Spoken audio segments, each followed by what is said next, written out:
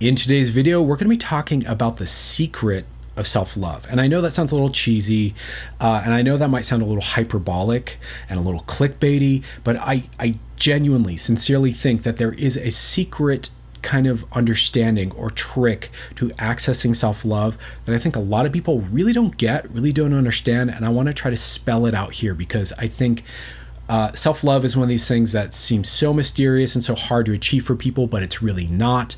And I want you to have access to that experience. So let's talk about it.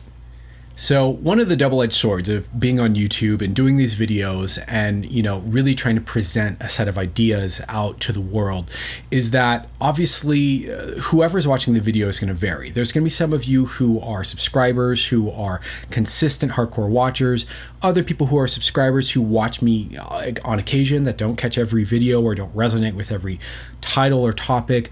Others of you are just going to see this as kind of in the search algorithm or got recommended to you or what have you, right? So everyone's coming to each video from a different place, which means that everyone has a different set of understandings of the topics that I want to talk about. So as a YouTuber, what this means is that generally for like the really key points of what you want to be teaching people, you'll see YouTubers repeating over and over and over these kind of big repetitive key points.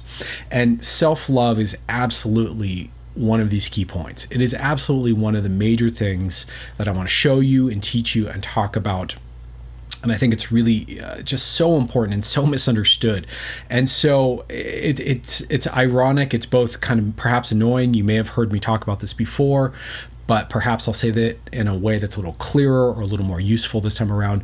Or, this might be brand new for you. You've never seen me, and you're just a little intrigued. So I want to explain to you in this video that there is a massive misunderstanding around what self-love is, about how to access it, that it's actually a skill, and that as you get good at this skill, it's actually way more accessible than you thought, and it doesn't come the way you're probably expecting it will come, but it's easier to get to than you might think, and so fucking rewarding when you do. I really deeply believe, I know in my bones from my own lived experience, when you access self-love, it will set you free in the wildest, most beautiful of ways.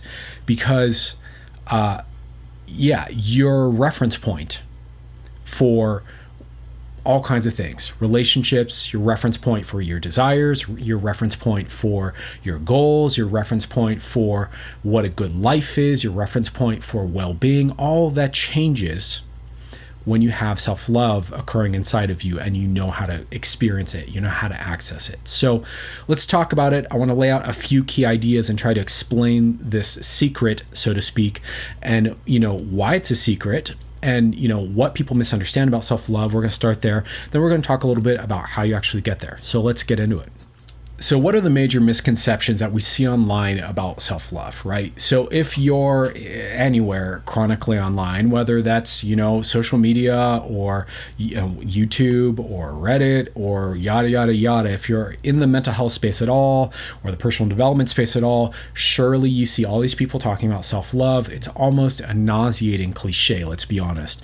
But what are the misconceptions? How is it misrepresented? Why is it that it seems so hard for people to access, right? Well, the common misconceptions are that it should be this kind of grandiose, big, powerful, sometimes romantic, because the word love is confusing, so people get confused. Sometimes people think it's a big romantic feeling you should feel for yourself, or just a big self-acceptance, self-loving feeling, but it's this big, chosen, assertive, I love myself kind of thing, right? The other misconception is that self-love is something on the other end of the spectrum that comes through years and years of hard work at therapy, working through your issues, slowly breaking down your traumas, suffering for however fucking long it's going to take until you finally one day realize, oh wait, I love myself, right? And I don't think either of these polarities really represents the truth of the situation. And so first we had to kind of lay that out and understand what the misconceptions are so that I can start to explain to you what it is instead. So I want to lay out a few kind of key points that I hope you really take to heart. And I hope you take this seriously. I know I'm a little bigger with my personality on YouTube to try to like be entertaining. But I hope you understand that this is coming from like my heart of hearts, and this is like a really practical truth that I'm trying to convey to you. This is not bullshit. This is not fluff. This is not buy my fucking course. This is not I'm gonna tease part of the answer to you and then fucking sign up to my email list to get the rest of it. I'm giving you the fucking answer, and it's solid. Okay, so let's talk about some of these concepts and kind of set this understanding up clearly. So here's the first thing I want you to understand about self-love. And this really is the punchline. This is the center of the bullseye. This is the answer that I really want to give you. How do you love yourself, right? I want you to consider that the way you get to self-love isn't by trying to force yourself to love yourself, even though you have a lot of shame, self-judgment, and anxiety and fear and uncertainty about who you are and all of that, like all these human kind of neuroses that most people have. And you're trying to super overimpose this big grandiose emotion on top of it. Consider that's not that, okay? Consider that it's not this deep romantic infatuation with yourself and some weird kind of narcissistic distortion of self-love. Consider that's also not something that you have to like suffer through years of disappointment and hard therapeutic work to get there, okay? Here's the thing. Self-love comes out of, it's a response to the way we relate to ourselves. I was going to say the way you relate to yourself, but it's true for me too. It's true for everyone, right? The way we relate to ourselves. Self-love is a byproduct of the way we relate to ourselves. When we relate to ourselves in a healthy, proper way, self-love is what emerges out of that as a result. It's a natural response. Okay, I'll clarify what I mean in a moment here, but I want you to really understand this. Okay, there is a healthy way to relate that the human nervous system is kind of designed for and tuned into and naturally recognizes. And then there are a bunch of unhealthy ways to relate in general, whether it's to other people or to ourselves, right? And this is one of these things that a lot of people, and one of the ways our society is really sick and out of touch right now and deeply broken, not really broken, but just off the mark right now, is that we are dismissive and we normalize and make excuses for a lot of ways of relating that are actually unhealthy and toxic and damaging and don't work. Right. But it's so common that we go, oh, this is just how it is. Like it just, and there are a lot of different examples of this and different flavors of this. And if you want to know more about that, you can look into my videos about attachment theory, attachment and its relevance to psychedelics and healing. And I'll be talking about that a lot more too. That's another core theme here on the channel. But let's just leave it at this, that there are a lot of toxic ways of relating. And it's been very much normalized that the way we relate to ourselves, if I have shame and self-judgment, or I'm really hard on myself, I'm really push myself, and my self-talk is built around a lot of like, harsh, relating to myself, a lot of, do this shit, you fucking piece of shit, that kind of thing. We normalize that in our culture. And we dismiss it as normal and say that that's just part of being a high functioning, go-getter, successful human being, and everyone's hard on themselves. And we distort this understanding and think that that's the right way to be with yourself, or that's at very least an okay, acceptable way to be towards yourself, as long as you're not that way to anyone else, right? There's a lot of people out there that I see who are really good at being kind to others and fucking terrible at being kind to ourselves, right? And the idea I want to impress upon you here in this segment of the video is that it is this way of relating that is the poison or the medicine. And is that the center of how therapy is done. Good therapy, including hardcore trauma therapy, is built around safe relating, right? And when we experience safe relating, and some of us never have in our lives, tragically, when we experience safe relating, it unlocks the nervous system. When we feel safe, we open. right? As a general principle. And this is obviously true all around us in life, with people, with animals, with all kinds of living things. When there's threat, things tend to shut down and close down. And when if you give a plant, for example, all the right light and the right nutrients and the right clean water and the perfect plant food, it blossoms, right? It thrives. It kicks out more flowers, right? Why would people be any different? And so the idea I really want to clarify here is that it is this piece that we often ignore and dismiss of how we relate to ourselves that has to be right first. And then if we get that right in self-relationship, the fruit of that, if you will, to use that metaphor I was just using, will be self-love, an experience of self-love. So how you relate to yourself, you can't ignore that. You can't dismiss that. Be like, oh, yeah, I'm really hard on myself. And oh, that's okay. That's normal. Nuh-uh. If you want to experience self-love, that's the thing you've got to change. Okay, so that's my first point I want to say here, is that self-love is a byproduct. It's not a thing you do directly to yourself. It is a byproduct, a reaction, a response from the deeper part of you that occurs when you relate to yourself properly. Okay, so let's go deeper with this. Now, what I just said for some people might be a little hard to wrap your head around or resonate with or emotionally align with. You're like, yeah, no, I'm still going to be an asshole to myself, which, that's your choice. That's your choice, to be fair. But I wanted to just kind of illustrate the point, because sometimes when we make it personal with ourselves, it's kind of hard to see this principle in action. But sometimes, especially with relational stuff, when we take it outside of ourselves and we look at an external model of relating, it starts to make a lot of sense. Okay, so if we take it outside of your self-relationship and we look at what causes you to feel loved by someone else, right? So instead of the source of that relating being inside of you, if that source of relating is outside you, think about it. What causes you to feel truly loved whenever you felt that, right?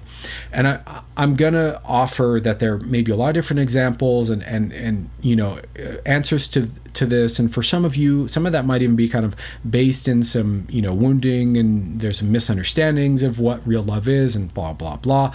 But let's just say, broadly speaking, that what makes you feel loved is the way people treat you, right? And what makes you know that you're actually loved, probably, if you think about it, is when someone treats you right. Someone treats you in a loving way, a patient, accepting, embracing, easy to be around, affectionate, positive way. When someone treats you that way over time, repeatedly, consistently, generally speaking, most of us, if we get that long enough and consistently enough, a part of us will know, oh, I'm loved by that person. I don't have to question it. I know. I feel loved by that person, right?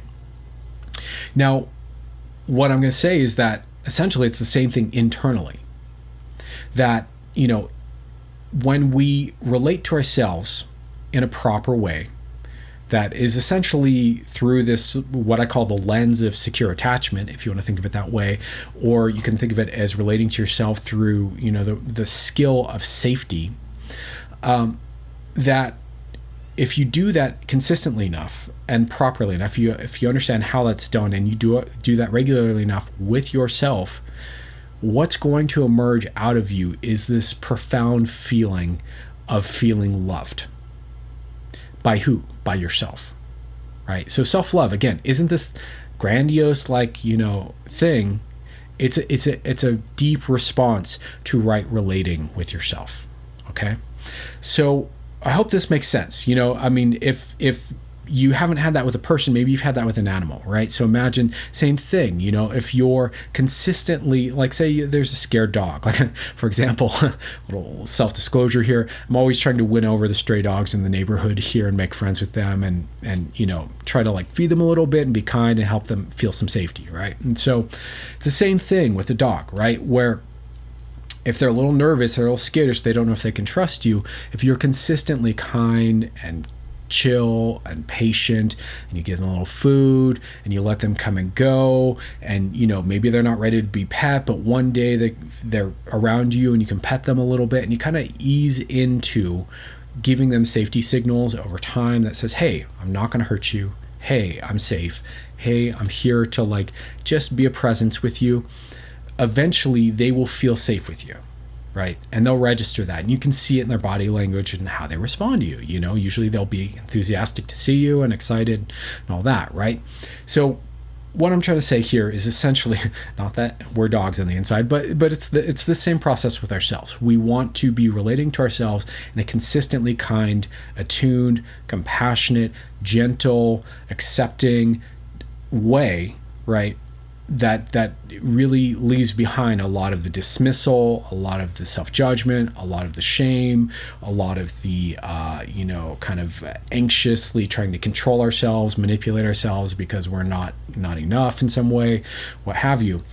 Put all that aside and just treat ourselves the way we would be in a really consistent, loving relationship with someone else, and what's going to come out of that is self-love. Okay, let's talk about it a little bit more here. Okay, there's another concept I want to lay on you guys here about self-love that I think is really important to understand, along with that main principle that it's a byproduct of how we relate to ourselves. I want you to understand that secure attachment and safe relating and loving, compassionate relating is a skill. It's a thing you can learn, okay? It's a thing you can learn how to do. And the reason I say this is that there are a lot of schools of thought in the therapy world. Certain therapists believe that secure attachment is something that is only earned, again, by years of therapeutic work and years of working on yourself. And it's all this kind of thing that emerges out of a lot of therapy, and at the end of it you get earned secure attachment, and then all of a sudden you have now this secure base with your therapist, and you can start to expand that out into the rest of your life, et cetera, right? I think that's certainly one way to get there. I'm not going to say that doesn't work or isn't real. It is, but it's not the only way to get there. And I want to impress upon you the idea and offer you this idea that instead, that secure attachment and safe relating and self-love is something that it's a skill that you can practice and that you can apply with yourself. And when you apply it with yourself, you'll start to feel the results of that right away. And as you do this more and more and more, it will heal you on the inside. And as that heals you on the inside, you will experience secure attachment. As you feel secure attachment with yourself, that will enable you to relate externally to others through this lens of secure attachment, and you will have healthier relationships externally too. Okay, so it's a skill you can learn, you can practice. It's not that hard. And I really think, quite frankly, if you want to do deep therapeutic work, if you want to do profound trauma healing or profound emotional healing or even high performance states, you want to get into a place where you're really crushing it in life and it doesn't feel like draining and exhausting to be there, but it feels more like effortless and authentic. I think all of that comes out of doing this secure relational piece until you internalize secure relating and you have a secure attachment style. Okay, so this is, in my opinion, instead of the thing we're going for at the end of therapy, this is the tool we want up front that makes it safer to then explore all the painful, sad, difficult, challenging corners of ourselves, because now we have this tool of safe relating, of compassionate relating. We're not bringing self-judgment into the mix and shame into the mix and projection into the mix and force and terror and self-abandonment and all these things. How would loading that onto ourselves help us to heal? It doesn't, right? And so it's quite obviously, if we stack this skill at the front of our therapeutic journey, it makes it way easier to unlock healing, growth, insight, safety in the nervous system, right? And so I'm so passionate about this. That's why I'm kind of repeating it here. I want you to get self-love is a skill. It's a thing you can learn how to do. It's not just an abstract. There's a set of principles that are essentially the principles of secure attachment. So if you want to look up secure attachment, look it up. I'm sure there's videos about it right now on YouTube. I will certainly be making videos about it in the future. But as you practice secure attachment with yourself, you will feel security on the inside. And when you feel secure on the inside, it really does change the whole fucking game. It really does. And so I hope I'm kind of inspiring you to explore this and check this out. So just to summarize really quick, and then we'll wrap the video, and hopefully this is really valuable. By the way, do me a favor. If this is valuable, leave a thumbs up. Please leave a comment. Let me know if this connected for you, if this made sense, if this was an aha, if this was not an aha, but you're like, yeah, that's it, or what have you, or you're like, no, I don't agree. Leave a comment down below. I'd really appreciate just to see your input and your thoughts about this content, because to me, this is the real juice. This is the real nectar here. But if it's not resonating, then that's helpful to know. Anyways, just to summarize here, self-love is often misunderstood. Self-love is a skill that you can learn. Self-love is a byproduct of how you relate to yourself. And so you've got to really relate to yourself in a better way. This means better self-talk. This means better mental images about yourself. This means also self-care, actions that demonstrate that you care about yourself, and certain principles along the kind of the overall set of understandings that we could call secure attachment and a secure relational style, right? And so as you practice that, this will heal you. As you practice that, this will empower you to have deeper healings and do trauma work more safely. As you practice this, this will bring a lot of well-being and joy and feelings of wonderful safety into your body and into your nervous system, into your life. As you practice this and you learn it inside, and you know how to relate internally to the frightened, angry, judgmental, critical parts of you with this compassionate, secure, attuned style, then all of a sudden you're able to bring that externally. And it's a lot easier to deal with people who are kind of difficult characters or toxic characters external to you. So I hope that all makes sense. This is my message about self-love as I currently understand it. And I hope it's useful to you. And if it is, please, leave some sort of feedback. All right. Much love to you guys. Take care. I'll talk to you soon.